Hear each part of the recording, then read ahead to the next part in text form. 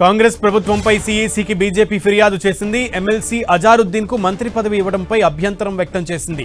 ఓ వర్గం ఓటర్లను ప్రభావితం చేసేలా మంత్రివర్గ విస్తరణ చేపట్టారని ఎమ్మెల్యే పాయల్ శంకర్ ఆరోపించారు. జూబ్లీహిల్స్ లో పోలింగ్ పూర్తయ్యే వరకు అజారుద్దీన్ కు మంత్రి పదవి ఇవ్వకూడదన్నారు. 2 ఏళ్లు కాంగ్రెస్ పార్టీకి మైనారిటీలు గుర్తుకు రాలేదా అంటూ పాయల్ శంకర్ ప్రశ్నించారు. జూబ్లీహిల్స్ లో ఎన్నికలో ఓటమి భయంతోనే కాంగ్రెస్ ప్రభుత్వం మంత్రివర్గ విస్తరణ చేపట్టిందని విమర్శించారు పాయల్ శంకర్.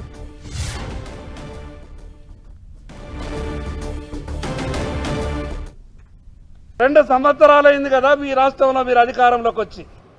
ఇంకొక 10 రోజులు ఆగితే మోడల్ కోడ్ కండక్ట్ పూర్తయిపోతుంది కదా. ఇంత హుటాహుటిన ఏం ఆశించి మీరు ఈ యొక్క చర్య చేస్తూ ఉన్నారో తెలంగాణ ప్రజలకు సమాధానం చెప్పాల్సినటువంటి అవసరం ఉన్నది. దిక్కు తోచనటువంటి స్థితిలో కాంగ్రెస్ పార్టీ ఉన్నది. పైకి మాత్రం మంత్రులు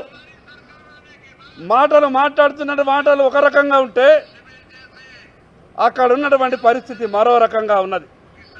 నిజంగా మీరు మంత్రి పదవులు ఇవ్వాలనుకుంటే కేవలం ఒక వర్గానికి మంత్రి పదవి ఇచ్చి రాజకీయ లబ్ధి పొందాలనుకుంటున్నటువంటి కాంగ్రెస్ పార్టీని ఈరోజు తెలంగాణ రాష్ట్ర ప్రజలంతా కూడా చూస్తూ ఉన్నారు.